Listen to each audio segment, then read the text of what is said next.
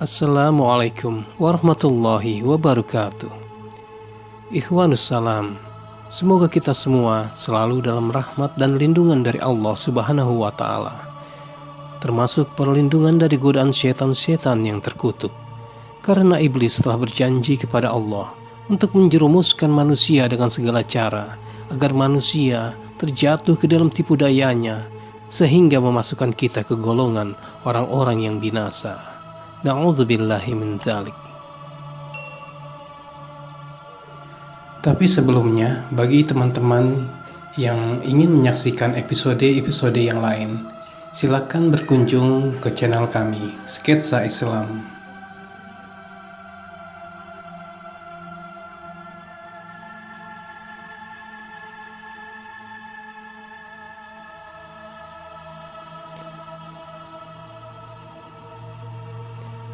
Jauh sebelum Nabi Adam diciptakan, Allah Subhanahu wa Ta'ala telah lebih dulu menciptakan makhluk dari api yang diberi nama Sumiyah. Ia adalah bapak moyang dari bangsa jin. Walaupun begitu, cerita tentang Sumiyah hanya terdapat pada hadis-hadis Israiliyat. Selama tidak bertentangan dengan Al-Quran hadis, maka boleh kita jadikan referensi, tapi tidak untuk kita imani 100%. Allah Subhanahu wa Ta'ala menjadikan kelebihan bagi bangsa jin, tubuh yang tidak dapat dilihat, dan walaupun mereka mendiami bumi, namun keberadaan mereka tersembunyi di muka bumi. Allah menjadikan pasangan bagi Sumiyah, dan dari keduanya lahirlah keturunan dari golongan bangsa jin yang sangat banyak. Setelah Sumiyah tinggal di bumi dan melahirkan anak keturunan yang banyak, keturunannya sangat suka berperang dan menumpahkan darah sesamanya. Tidak hanya itu, bahkan Allah utus nabi-nabi dari bangsa mereka untuk memperbaiki peradaban bangsa jin yang sudah sangat rusak. Akan tetapi mereka adalah bangsa yang ganas dan kejam, hingga dibunuhlah nabi-nabi yang diutus kepadanya. Hingga sampai Allah murka kepada bangsa jin. Maka dikirimkan tentara Allah dari kalangan malaikat yang dipimpin langsung oleh Azazil. Dia adalah dari bangsa jin, makhluk yang sangat soleh dan ahli ibadah. Kemudian turunlah jutaan tentara langit yang perkasa kepada bangsa jin, sehingga pembantaian besar terjadi saat itu. Allah memerintahkan untuk menumpas habis bangsa jin yang terang-terangan melawan dan membangkang, hingga hancurlah sebagian besar dari bangsa jin ini. Sedangkan Allah memerintahkan untuk membiarkan bangsa jin yang tidak melawan dan yang lari bersembunyi di gua-gua, gunung-gunung dan hutan. Mereka inilah cikal bakal bangsa jin ke depannya.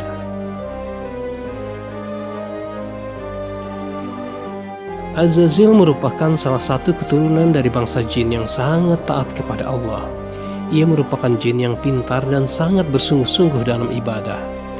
Beberapa riwayat Ibnu Abbas dalam kitab Tafsir At-Tabari digambarkan bahwa dahulu iblis termasuk malaikat yang dinamakan jin, diciptakan dari api yang berhembus. Namanya adalah Al-Harith, dan ia termasuk dari penjaga surga. Daerah tempat tinggalnya di langit bernama Jannan. Imam Al-Ghazali menyebutkan bahwa setiap 1000 tahun ibadahnya, Allah mengangkatnya ke langit yang lebih tinggi. Di langit pertama, iblis diberi gelar Al-Abid. Kemudian setelah 1000 tahun, iblis dinaikkan ke langit kedua dan diberi gelar Az-Zahid. Setelah 1000 tahun beribadah, ia kembali diangkat ke langit ketiga dan diberi gelar Al-Arif. 1000 tahun berikutnya, ia dinaikkan ke langit keempat dan bergelar Al-Wali. Di langit kelima, iblis diberi gelar At-Taqi. 1000 tahun kemudian, di langit keenam, ia diberi gelar Al-Kazin. Dan terakhir, di langit ketujuh, ia digelari Azazil.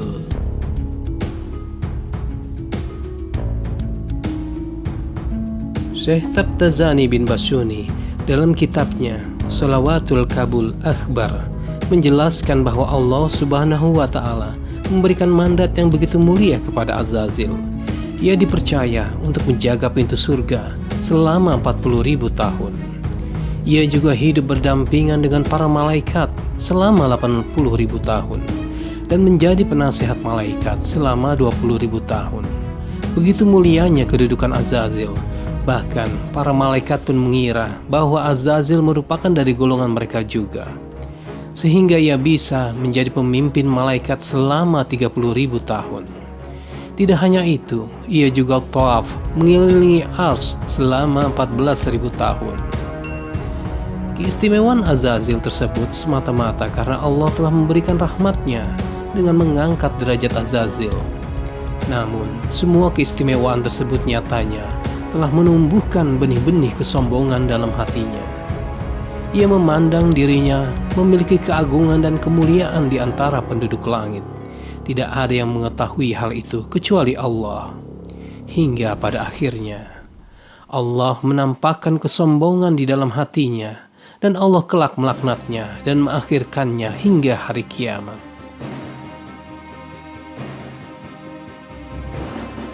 Dalam Al-Quran, diantaranya dalam surat Al-Baqarah ayat 30-34, serta Al-Kahfi ayat 50, diceritakan bahwa Allah hendak menjadikan khalifah atau pemimpin di muka bumi.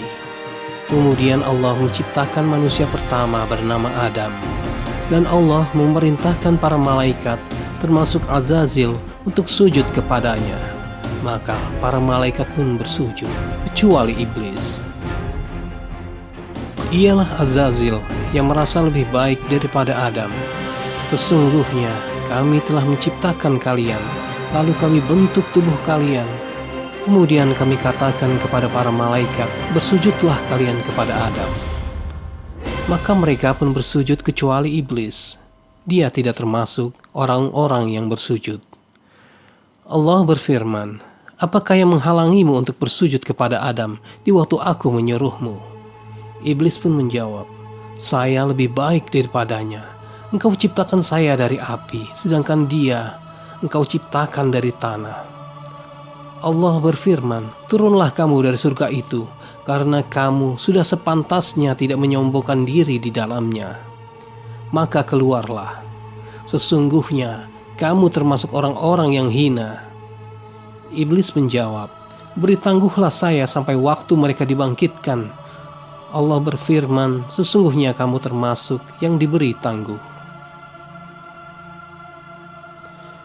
Merasa kedudukannya lebih tinggi karena ia diciptakan dari api, sedangkan Adam diciptakan dari tanah, sehingga ia enggan melaksanakan perintah Allah. Sungguh celakalah ia karena mendurhakai perintah Rabb-nya.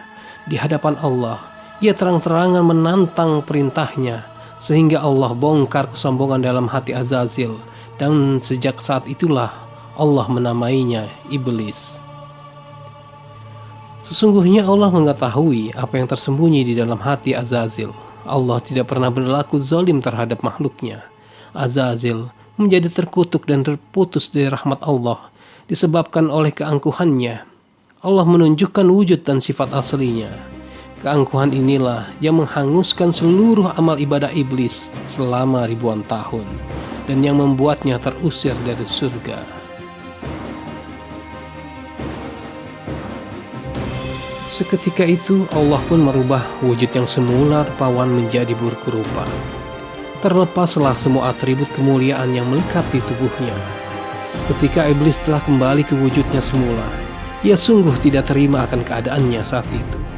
Ia merasa dendam kepada Adam, karena bagi iblis Adamlah penyebab dari seluruh kemalangannya.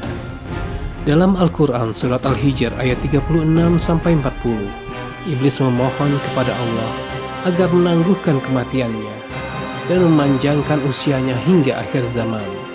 Atas kehendak Allah, Allah pun mengabulkan permohonan iblis. Ia bersumpah bahwa ia dan anak cucunya akan menyesatkan Adam beserta keturunannya, kecuali hamba-hamba Allah yang ikhlas, agar kelak ia dapat membuktikan kepada Allah bahwa makhluk yang bernama manusia sama saja dengan kaumnya, suka membangkang dan berbuat kerusakan. Dan disinilah perseteruan iblis dan manusia dimulai. Iblis pun berkata, wahai manusia, janganlah kalian merasa aman dari tipu dayaku. Aku menempati rumah-rumah kalian, tempat-tempat berniaga kalian akan kubisikkan angan-angan semu ke dalam hati, serta kujadikan indah di mata semua perbuatan maksiat kepada Allah, hingga tersesat semuanya dan menjadi pengikutku. Aku hasut dari depan, dari belakang, dari kanan dan kiri, sehingga tiada celah bagi kalian untuk menghindariku, kecuali engkau semua mendekatkan diri kepada Rob yang Maha Perkasa. Sesungguhnya aku pun takut kepada Allah, karena siksaannya sangat pedih. Demikianlah kisah asal mula iblis. Semoga Allah senantiasa melimpahkan rahmat dan hidayahnya kepada kita, sehingga kita dapat memetik hikmah dan pelajaran yang terkandung di dalam kisah ini. Wallahu a'lam bishawab.